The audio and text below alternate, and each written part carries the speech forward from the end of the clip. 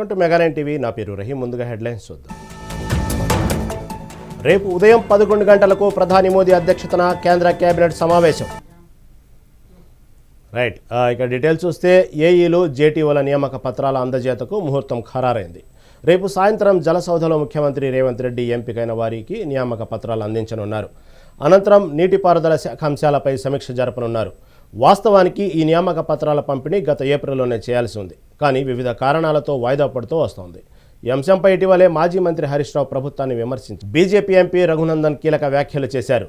నాకు BJP B Pharm ఇచ్చి ఖమ్మంలో పోటీ చేయమంటే ఖచ్చితంగా ఎమ్మెల్యేగా గెలుస్తానని రఘునందన్ తెలిపారు.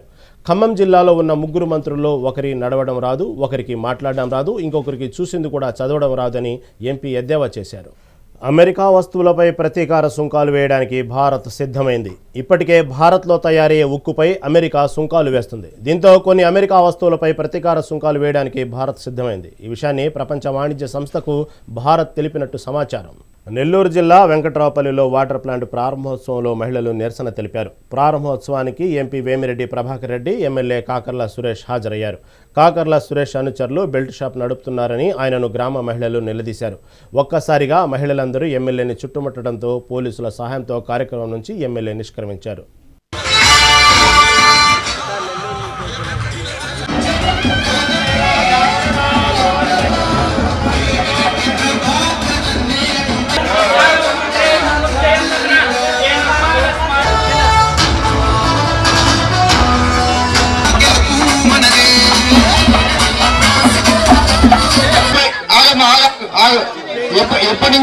ఎప్పటి నుంచి పని పెడుతున్నాడు మీకు?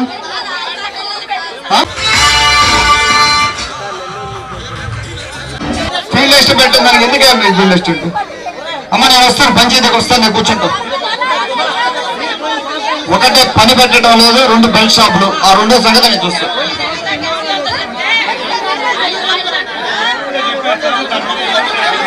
తీసేయమని చెప్పండి, బెల్ట్ ఉండడానికి లేదు. ఎమ్మెల్యే కొలకపూడి శ్రీనివాస్ కేసినేని అక్రమాలపై సిబిఐ డైరెక్టర్కు లేఖ రాస్తున్నామని తెలిపారు. సమగ్ర విచారణ జరిపించాలని సిబిఐ వారిని కోరుతున్నామని అన్నారు. ఉద్దేశపూర్వకంగా కేసినేని నాని బ్యాంకు రుణం ఎగ్గొట్టడానికి మండిపడ్డారు. గత 10 ఏళ్లు ఎంపీ పదవిని అడ్డం పెట్టుకుని ఆర్థిక నేరానికి కేసినేని నాని పాల్పడ్డాడని కొలకపూడి తెలియజేశారు. జగన్మోహన్ రెడ్డి ఆయన టీం 5 ఏళ్లు చేసిన అసలైన లిక్కర్ స్కామ్ నుంచి, సిట్ విచారణ నుంచి ప్రజల దృష్టిని మళ్లించే కార్యక్రమంలో భాగంగానే నాని గారు మాట్లాడారు అని స్పష్టంగా అర్థం చేసుకొని, మరి ఇన్ని నీతులు చెప్పే నాని గారు ఆయన 10 ఏళ్లు లోక్సభ సభ్యుడిగా చేసిన ఒక బాధ్యతాయుతమైన ప్రజాప్రతినిధిగా ఆయన ఎలా వ్యాపారాలు చేస్తున్నారు, ఆయన ఎన్ని రకాల ఆర్థిక నేరాలకు పాల్పడుతున్నారో ప్రపంచం దృష్టికి డాక్యుమెంట్స్తో సహా, సాక్ష్యాలతో సహా చూపించే ఉద్దేశమే ఈరోజు ఈ మీడియా సమావేశం. కేసినేని నాని గారి అన్లిమిటెడ్ క్రిమినల్ యాక్టివిటీస్లో ఒక 5 విషయాలు సూటిగా స్పష్టంగా మీ ముందు ఉంచుతాను.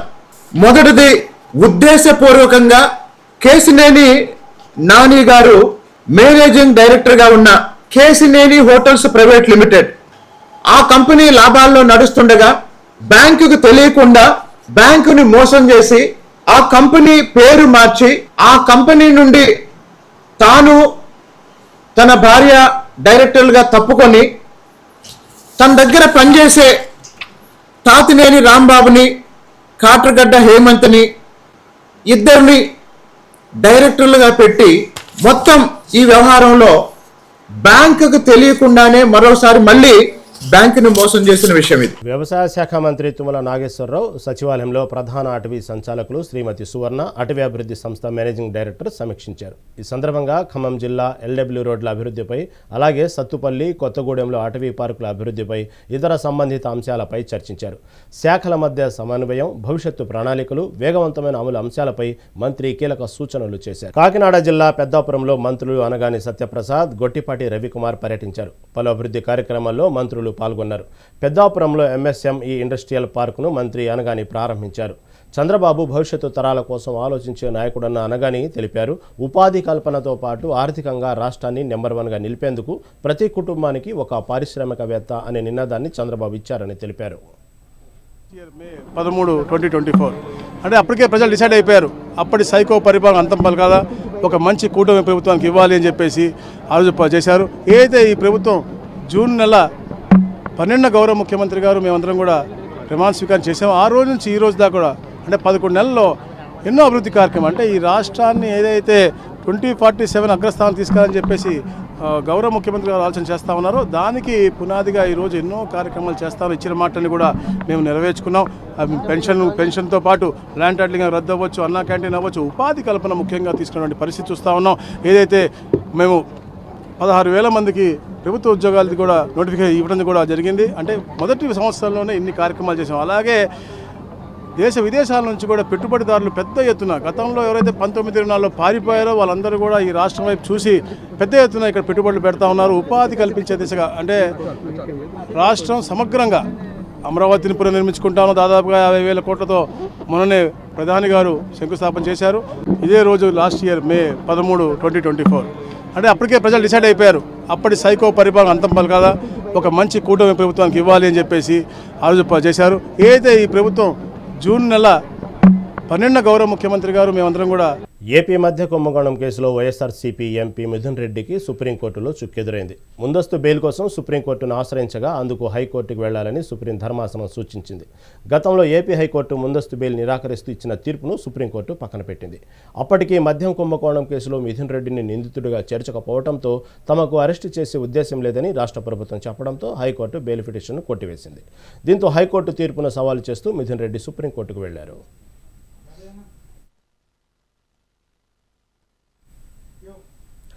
ఎంపీ కేశినేని శివనాథ్ గారి కార్యాలయంలో తెలుగుదేశం రాష్ట్ర అధికార ప్రతినిధి నాగుల మీరా సమావేశం ఏర్పాటు చేశారు. కేశినేని హోటల్స్ ప్రైవేట్ లిమిటెడ్పై అప్పు తెచ్చిన కేశినేని నాని బ్యాంకుకు లోన్ ఎగ్గొట్టారని నాగుల మీరా తెలిపారు. బ్యాంకులకు డబ్బులు ఎగ్గొట్టి వాటిని షెల్ కంపెనీలకు మళ్లిస్తున్నారని మండిపడ్డారు. కేశినేని నాని ఆర్థిక నేరాలపై సిబిఐ, ఈడీలతో ఉన్నత స్థాయి విచారణకు జరిపించాలని తెలియజేశారు. ఆంధ్రప్రదేశ్ మాజీ ముఖ్యమంత్రి వైఎస్ జగన్ పాపిరెడ్డిపల్లె పర్యటన సందర్భంగా వైసీపీ కార్యకర్తలు రెచ్చిపోయారు. కొంతమంది కార్యకర్తలు పోలీసులపైకి రాళ్లు రువారు. దీనిపై కేసు నమోదు చేసిన పోలీసులు తాజాగా ఆ పార్టీ మాజీ ఎమ్మెల్యే తూపుదుర్తి ప్రకాష్ రెడ్డిని విచారణకు పిలిచారు. పాపిరెడ్డిపల్లెలో జగన్ హెలికాప్టర్ ల్యాండ్ అయిన తర్వాత పలువురు కార్యకర్తలు, అభిమానులు దూసుకొచ్చారు. ఈ సందర్భంగా జగన్ భద్రతపై తాము చేసిన సూచనలను తోపుదొరితి పెడచెవిన పెట్టారని విమర్శించారు. పంజాబ్ రాష్ట్రంలో అత్యంత ఘోర విషాద సంఘటన చోటు చేసుకుంది. కల్తీ మద్యం సేవించి 14 మంది మృతి చెందారు. మరో 6గురి పరిస్థితి విషమంగా మారింది. ఈ ఘటన అమృత్సర్ జిల్లాలోని మజిఠా ప్రాంతంలో చోటు చేసుకుందని ఏఎస్పీ మణిరందర్ సింగ్ తెలిపారు. ఈ సందర్భంగా ఆయన ఇక్కడ కల్తీ మద్యం సేవించి ప్రజలు చనిపోతున్నారని మాకు సమాచారం అందిందని అన్నారు. వెంటనే చర్యలు తీసుకుని 4గురిని అరెస్టు చేశామని తెలిపారు. సూర్యాపేట జిల్లాలో పోలీస్ శాఖకు చెందిన 2 ఉన్నతాధికారులు అవినీతి ఆరోపణలపై అరెస్టు కావడం సంచలనంగా మారింది. Suryapet sub division DSP K Parthasarathi, Suryapet town police station inspector P వీరరాఘవులు ఒక ఫిర్యాదుదారుడి నుండి లంచం డిమాండ్ చేసినట్లు ఆరోపణలు ఎదుర్కొంటున్నారు. ఈ ఆరోపణల నేపథ్యంలో ఏసీబీ వారిని అరెస్ట్ చేసింది. ఈ ఘటన పోలీస్ శాఖలో కలకలం రేపింది. అరెస్ట్ అయిన అధికారులను హైదరాబాద్లోని ఏసీబీ కోర్టులో హాజరుపరచనున్నారు. ఈ కేసు విచారణ కొనసాగుతోంది. అమౌంట్ లేదు ఇందులో. ఇంతకుముందు అంటే ట్రాప్ కేసులలో అమౌంట్ కంప్లైంట్ ఇస్తే రెడ్ హ్యాండెడ్గా పట్టుకోవడం జరుగుతుంది. ఇప్పుడు పీసీ యాక్ట్ ప్రకారము డిమాండ్ చేసినా కానీ తర్వాత అటెంప్ట్ టు యాక్సెప్ట్ కూడా అఫెన్స్ అది. డిమాండ్ చేశారు అంతే, రికవరీ తర్వాత డబ్బులు లేవని చెప్పే మా దగ్గరకు వచ్చాడు. 16 lakhs లేవనే కంప్లైంట్ ఇవ్వడం ద్వారా కేసు రిజిస్టర్ చేశాం. కస్టడీలో ఉన్నారు. వాళ్ళని కోర్టులో రేపు ప్రొడ్యూస్ చేస్తాం. అమౌంట్ లేదు ఇందులో.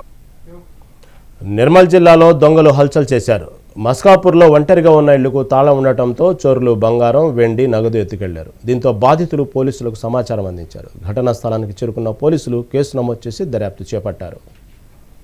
తిరుపతికి 9th రోజు వెళ్ళాము. మా మేడం, నేను, మా వాచ్మెన్ కలిసి ముగ్గురం తిరుపతి వెళ్ళడం జరిగింది. 9th డేట్ రోజు. 10th 11th అటే ఉన్నాం మేము. 12th రోజు మేము ఒకసారి ఇంటికాడ హైదరాబాద్ వచ్చేటప్పుడు రిటర్న్ వచ్చేటప్పుడు ఇంటికాడ ఎలా ఉందని ఒకసారి సీసీ కెమెరా ఓపెన్ చేసి చూసాము. అది డోరు తీసుంటే వెంటనే ఏమైందని ఒక పిల్లలు పంపి చూస్తే లోపల మొత్తం చిందరవందరం అని చెప్పడం జరిగింది. వెంటనే ఎస్ఐ గారికి కాల్ చేసి చెప్పడం జరిగింది.